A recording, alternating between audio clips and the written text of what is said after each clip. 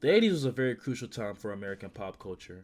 Bold and bright colors were in style, people wore big, obnoxious hair, and we got some classic movies such as Ghostbusters, E.T., Back to the Future, The Karate Kid, and that's just to name a few.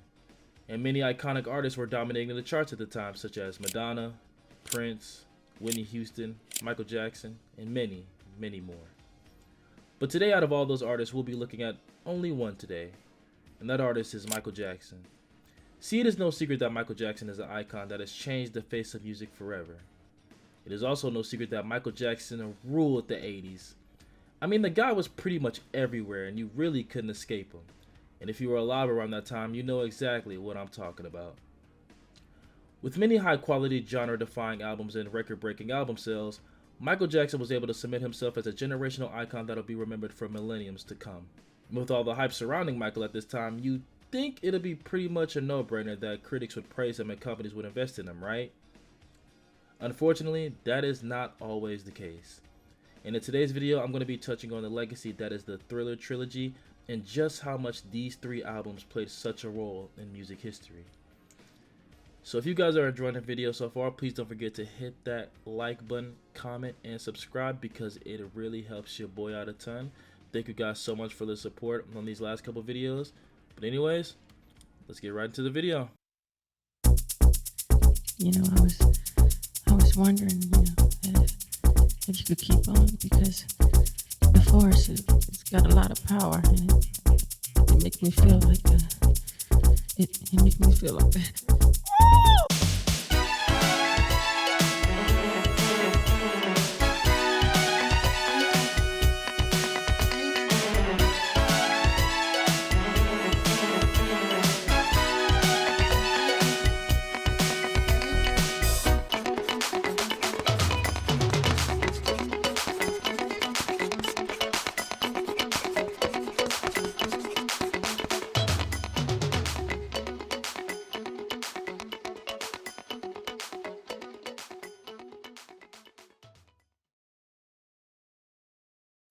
Now, before we continue with this segment, I'm going to take you guys all the way back to the summer of 1977, an unforgettable summer to say the least. There were blackouts, the 44 caliber killer, David Berkowitz was an active serial killer. It was the first summer of disco, hip-hop was slowly starting to emerge in the underground, and Michael Jackson had just moved into an apartment in the middle of Harlem with his sister, LaToya. See, at this time, Michael Jackson was filming a movie called The Wiz and was casted as a scarecrow. After filming was scrapped for the day, Michael would visit a very well-known club called Studio 54. Now, Studio 54 was a very famous nightclub in New York City that opened up in the year 1977 and was famous for its extravagant parties, celebrity clientele, and liberal atmosphere. Some of the celebrity patrons that frequently visited Studio 54 were Andy Warhol, David Bowie, George Michael, Robin Williams, Elton John, and the man of the hour, Michael Jackson. Living in New York and being in those type of environments were key events in Michael Jackson's life as he was able to absorb and take inspirations from different genres and use this knowledge and apply it to his next studio album. After the Jacksons' departure from Motown Records to their new labels CBS and Epic Records, the label expected not only a couple albums from the Jacksons, but they also wanted a few albums from Michael, as a solo artist. When Michael started the production of Off the Wall, he wasn't too sure of what he wanted the outcome to be, but all he knew was that he didn't want his album to sound like another The Jacksons record. He wanted to make an album completely independent from his family. This time around, he wanted more creative freedom, something that wasn't achievable during his previous albums. The album was produced by Quincy Jones with co-production credit given to Michael Jackson. The two met on two separate occasions, the first being when Michael Jackson was 12 years old and the two met at legendary singer and dancer Sammy Davis Jr.'s house. The second time the two met was on the set for the movie The Wiz. Songwriters credited on the album also include Michael Jackson, Rod Temperton, Stevie Wonder, and Paul McCartney. Recordings for the album took place between December 4th, 1978 and June 3rd, 1979. The first single for the album, Don't Stop Till You Get Enough, was released in the US on July 10th, 1979 under Epic Records, making it his first solo single away from Motown Records. The disco funk song is just over 6 minutes long and is the introduction to Michael's falsetto voice and vocal hiccups. The song also topped the Billboard Hot 100 on October 13th, and within 3 months of its release, it will be certified gold by the RIAA. The second single, Rock With You, was released on October 9th, 1979. This song served as the second single from the album and also the third #1 hit of the 1980s. It spent a total of 4 weeks at the top position on the former chart from January 19th to February 9th, and 5 weeks on the latter chart. According to Billboard, the song was the 4th biggest single of 1980. It's also considered to be one of the last hits of the disco era. The track also received generally positive reviews from music critics. J. Edward Keyes of Rolling Stone said, "What's remarkable about Rock With You is how unobtrusive it is. A silky string section and a barely there twitch of guitar, Michael didn't even hit the word rock all that hard. He just glides over it, preferring to charm with a wink and a smile rather than an aggression of ferocity." And Stephen Hyden called it his favorite song and noted the line, "Girl, when you dance, there's a magic that must be love," as being the most pureful, joyful moment he has ever heard in a pop song. With all these positive feedback attached to the singles, you would think that the album would also receive generally positive reviews as well, right? Well, you'd be correct actually. Off the Wall would officially be released on August 10th, 1979 and will be met with widespread critical acclaim. The album was hailed as a major artistic breakthrough for Michael, and in a 1979 review for the album, Rolling Stone magazine contributor Stephen Holden praised Jackson's maturity and transition from his early Motown material, stating that the album represents a disco-fied post-Motown glamour at its classiest. Holden went on to compare Jackson to Stevie Wonder, another Motown performer who started recording at a young age and gained critical acclaim for his transition. This album had a tremendous impact on music which cannot be underestimated. Off the Wall is widely considered to be one of the greatest albums of all time. Although it might not be as commercially successful as Michael's future albums, it is considered by music critics to be his best. According to some music journalists, the album epitomized the peak of the disco era, being compared to the likes of Saturday Night Fever by the Bee Gees, Donna Summer's Bad Girls, and it should also go without saying that this album played a huge role in the inspiration of music artists we have today. In a documentary of the album, The Weeknd cited it as a major influence of his artistry, saying, "I found my falsetto because of Off the Wall and Don't Stop Till You Get Enough. I always use Michael Jackson as first and foremost a vocal inspiration, and Off the Wall was definitely the one that made me feel like I could sing." Now, with the immense success Off the Wall received, you would expect this album to win tremendous accolades, right? Well, you're partially right. In 1980, Michael won the Grammy for Best Male R&B Vocal Performance for Don't Stop Till You Get Enough. In the same year, he also won 3 more awards at the American Music Awards: Favorite Soul/R&B Album, Favorite Male Soul R&B Artist, and Favorite Soul/R&B Single. And in 1981, Off the Wall won Favorite Soul and R&B Album again. Now, with this album having commercial and critical success, Michael felt as if the album should have had bigger impact. More importantly, he felt the album should have had more accolades. Particularly, he felt some type of way when he only won 1 single Grammy at the 1980 Grammy Awards, and Off the Wall didn't even get nominated for Album of the Year. Michael stated that it was totally unfair that it didn't get Record of the Year, and it could never happen again. With this desire to become #1 brewing inside of him, Michael was determined to create an album that the Academy simply could not ignore, and he would do nothing short of delivering just that.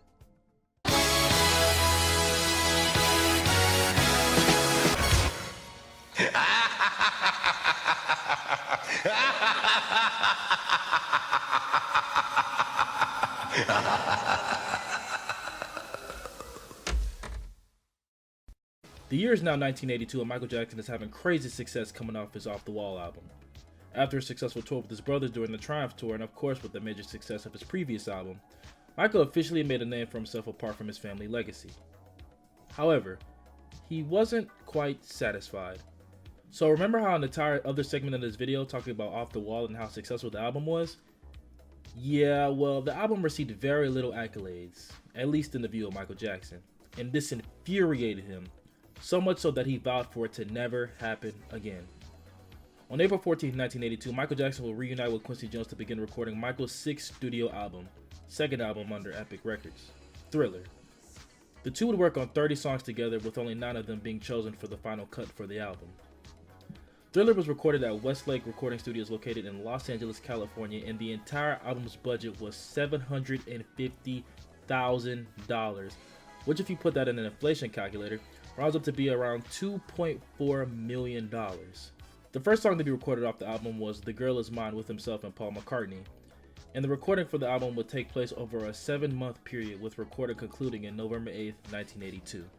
The album credits show that there were a handful of talented musicians behind the making of this album, some of them being several members from the band Toto, James Ingram, Rod Temperton, and fucking Eddie Van Halen. These guys had a super team of talented musicians and songwriters to create this masterpiece, and each one of their contributions to this album should not go understated. Now, when Rod Temperton wrote the song Thriller, he originally wanted it to be called Starlight or Midnight Man, but they eventually settled on Thriller because they felt the name had a greater merchandising potential.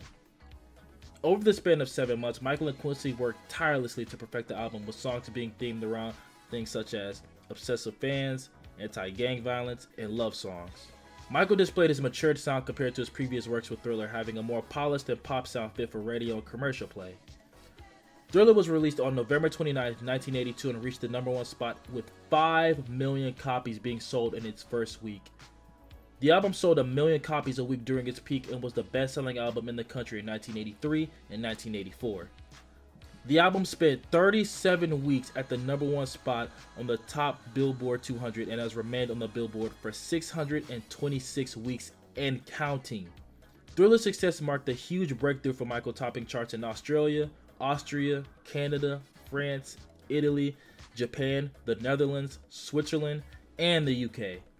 The album also gained diamond certifications in Argentina, Canada, Denmark, France, Mexico, and the UK. I should also point out that Thriller sells approximately 130,000 copies a year to this day, and your favorite artist can't even sell half this much in a week. Lock the fuck in. After its release, Thriller was widely acclaimed by critics, which further cemented his position in the pop music world. Critics also pointed out how Michael had dropped his boyish falsetto and took on a more full adult voice with this album. Now here's the part of the video that really stretches out this portion of the video and is the main reason as to why this video is so lengthy. See, before Thriller, black artists faced many struggles in being accepted into the pop music, and with the release of Thriller, these racial barriers were forced to collapse due to the sheer popularity Michael had brought with this album. Before the success of Thriller, Michael and many other artists noticed that black music videos weren't played on MTV unlike their white counterparts. You see, in the 1980s, MTV was one of, if not the primary way audiences were able to see music videos by their favorite artists. And with MTV refusing to play black artists' music at the time, it can really hurt the artist's career. MTV refused to play music videos by black artists because they felt as if their demographic was a predominantly white teenage audience, so playing any music by a black artist, it simply wouldn't resonate with their audience. Walter Yednikoff, the president of CBS Records at the time, told MTV, "I'm not going to give you any more videos, and I'm going to the public and fucking telling them about the fact that you don't want to play music by a black guy." This pressure convinced MTV to air the Billie Jean and Beat It music videos. These videos almost immediately were in high demand and were being played multiple times a day to meet these said demands. With MTV finally playing music videos by black artists, it would lead to a long partnership and help other black artists after Michael Jackson received mainstream attention in the media. The popularity of the music videos also helped popularize MTV and its shift towards pop and R&B music. Michael Jackson also helped transform the medium of music videos into an art form and promotional tool with the use of complex storylines, dance routines, special effects, and celebrity cameos. The Thriller music video had to be around twice an hour to meet demand, and the music video marked an increase in scale for music videos and has been routinely named the best music video ever. The music video has been credited for transforming music videos into a serious art form and breaking down racial barriers in pop culture and popularizing the making of documentary format. You guys remember earlier in the video when I talked about how Quincy and Michael carefully produced this record in a certain way? This is the exact way that I was talking about.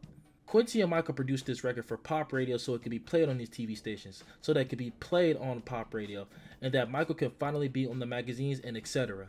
Michael's goal was to create such a killer record and become #1 so that he could break down these racial barriers and lead the way for other black artists, and there are many ways that he achieved this feat. One of them I would like to mention in this video is the making of Girl Is Mine featuring Paul McCartney. The reason why Michael got Paul on that record was so that Paul could be the frontman of the song, so that they could play it on these radio and these TV stations. Michael Jackson knew that if it was him alone, the chances of him achieving that success wouldn't be as high. Not because people might perceive him as talentless, but simply because Michael was an African American. Michael Jackson's success as a black artist was completely unprecedented, with people citing him as possibly the most popular black singer ever. Thriller paved the way for other African American artists to achieve mainstream success, and some people even credit The Girl Is Mine for giving radio exposure to the idea of interracial love. As with every mainstream pop album to be released, it is expected to be nominated for some type of award. And this time, Michael Jackson was not getting blackballed.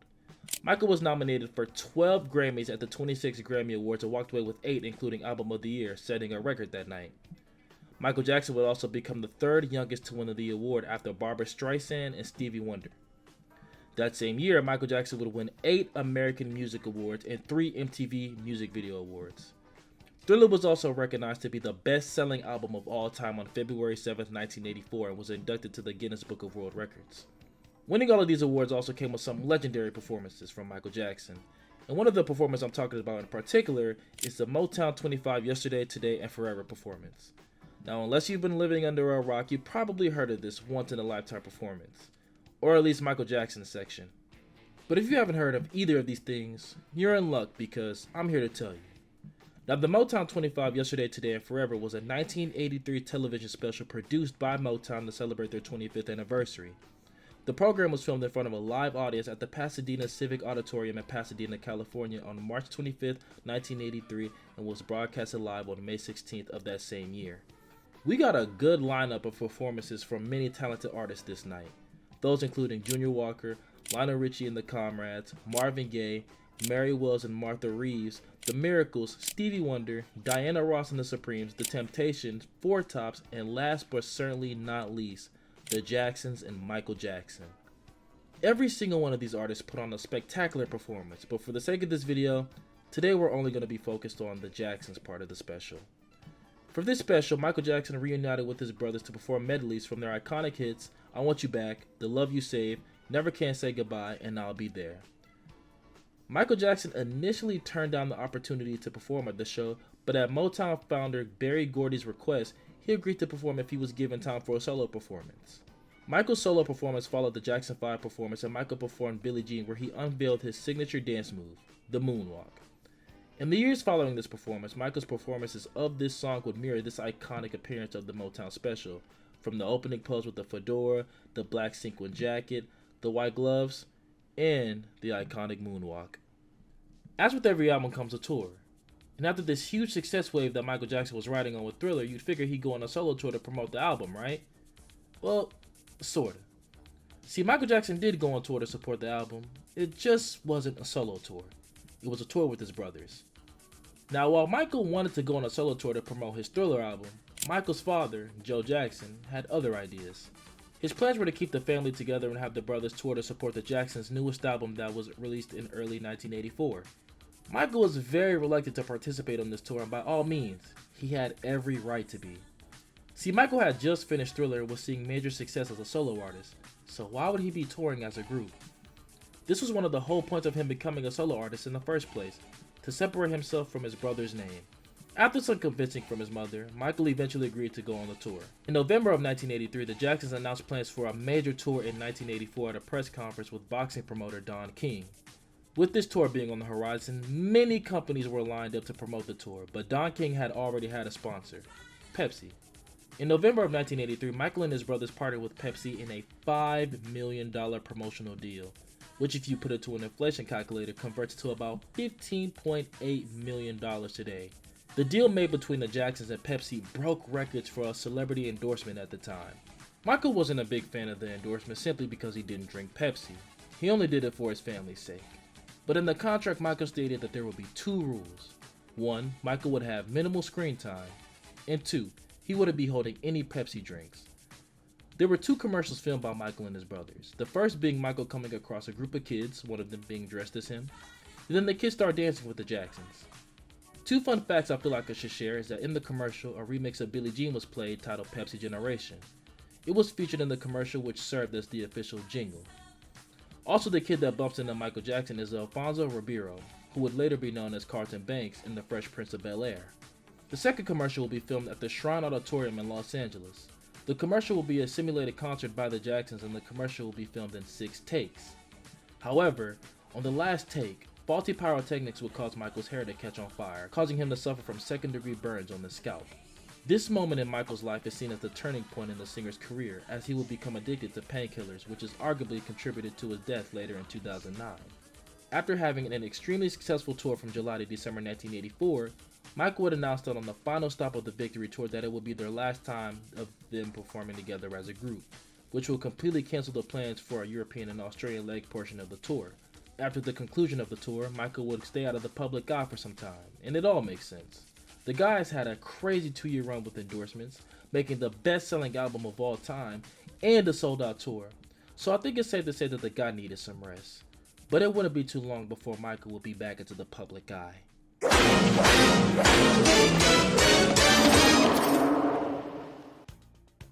The year is now 1985, and Michael for the most part is outside of the public eye. The only updates we were receiving about Michael were coming from the press highlighting his eccentric behavior. The music scene also changed drastically. Hip-hop is now a rising genre, rock music was now as popular as ever, and a lot of the music at the time was displayed as macho aggression and explicit sexuality, which is the complete opposite of Michael's persona. Michael needed change, and that is exactly what he would do. See, the 3 years after Thriller's release, things changed, and one example of this is the usage of the word bad. Kids would use this word and flip its meaning to have a meaning of coolness or toughness.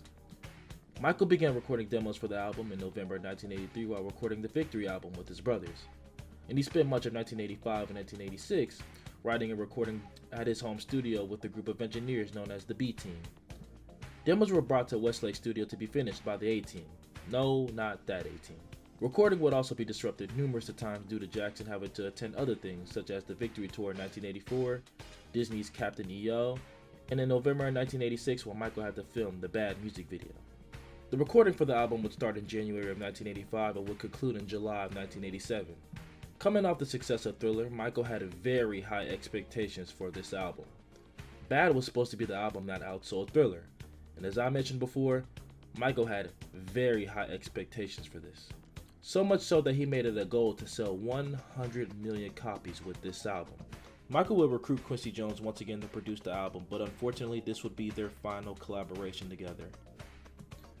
Although Michael had written a good handful of songs on Thriller and Off the Wall, Quincy suggested that Michael wrote and co-produced more for this album, as a lot of things were happening to him in his real life, and this will make it a perfect opportunity to make a very sentimental and honest album.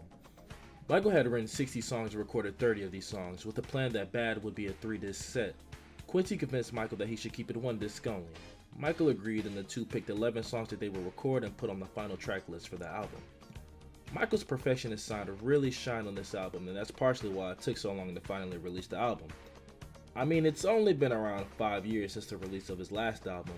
This was his comeback album, and it had to be perfect.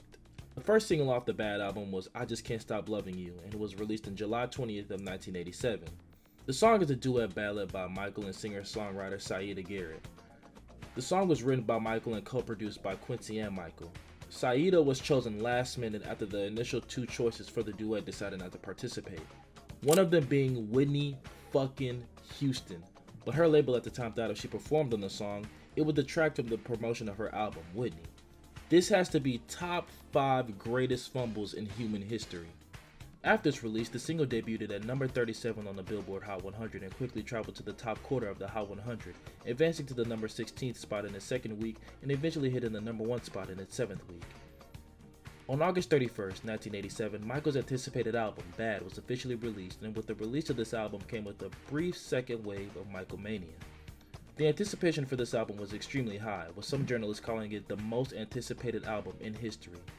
But with this hype, it was also met with a tad bit of controversy. No, not that controversy, but with his skin. Sometime around 1983, Michael would start to get white spots on his skin. Michael would see Arnold Klein, his dermatologist, where he would diagnose Michael with lupus, a chronic autoimmune disease where the body's immune system mistakenly attacks healthy tissues, but he would later diagnose him with vitiligo in 1986. Since Michael, for the most part, was outside of the public eye, it was kinda easy to keep his condition from the public eye, but some argued that it would come back to bite him in the ass years later. With the release of Bad, it was Michael's first time being back in the public eye, and he came with a new look. See, Michael looked vastly different than what he looked like 5 years ago. His skin tone got lighter, his nose appeared to be more narrow and refined, his jawline and cheekbones looked a little bit more sculpted, and his eyes seemed to be a little bit different. Michael's new look was on the front page news, and his new look was talked about more than the actual music itself. It was some tabloids mocking him or even speculating his race, health, and mental state. One crucial part about his new look was his debate on racial identity. This may be kind of crazy to say, but different races often use celebrities of their race to represent them as a whole. White people have Elvis Presley, Hispanic people have Selena Quintanilla, Asian people have Janae Aiko and Joji, and as for black people, they have Michael Jackson. With the sudden change in appearance, mostly his skin, members of the African American community accused him of wanting to appear more white or losing touch with his African American roots. This was all obviously false, by the way. Although some fans did inevitably look past the sudden change and still appreciated the music, I'm still willing to bet he also lost a good amount of fans as well. Despite the scrutiny, Michael still remained a global star, and Bad would still end up being a commercial success. Bad debuted at number 1 on the Billboard Top 200 charts and remained there for 6 consecutive weeks, selling 2.25 million copies in its first week, making it the fastest selling album in US history at the time. In January of 1989, the album had sold 6 million copies, equaling Off the Wall. Despite the album being a commercial success, generating not 1, not 2, not 3, but 5 number 1 singles, many still consider this album to be a disappointment due to it falling largely short of the sales of Thriller, which had sold 12 million copies a little after a year of its release. Despite all of this though, Bad received positive reviews during its release, with some critics drawing attention to his vocal stunts on the album. Particularly tracks like Dirty Diana or Speed Demon, other critics called the album a well-made, catchy dance record by an enigmatic pop star. At the 1988 Grammy Awards, Bad received only 4 Grammy nominations: Album of the Year, Best Pop Vocal Performance, Best R&B Vocal Performance, and Best Engineered Recording. And guess how many he walked away with? 1. He only won 1 fucking Grammy, and that was for Best Engineered Recording. Granted, next year he would be nominated for Record of the Year for Man in the Mirror, and then the following year in 1990 he would win Best Music Video for Leave Me Alone. See, this is why people need to start protesting the Grammys, but that's a different topic for a different video. Despite Bad being nominated for numerous awards, the lack of Grammys won, Michael considered this album to be a snub. And although Bad was extremely successful, selling 10 million copies in just the US alone, having 5 number 1 hit singles, and being supported by a pretty much sold out tour across the globe, this just truly shows you the type of work ethic and what kind of perfectionist Michael Jackson truly was. Michael Jackson is an artist whose music will forever stand the face of time. With his unforgettable grooves and unmatched discography, his name will live in the music world forever. Through his hard work and sheer resilience, Michael Jackson was able to pave the way for future black artists to be able to have the right to express themselves artistically without facing backlash. With his extensive discography, not only did he provide the world with good music, but he also set the standard for pop music for generations to come. Anyway guys, that's it for this video. I hope you guys enjoyed this video. Thank you guys so much for sticking around and watching my videos. I hope you guys comment, like, and subscribe because it really helps your boy out. And yeah, that's all I really got to say for this video. Thank you guys so much for watching, and have a nice day. Peace. See you in the next video.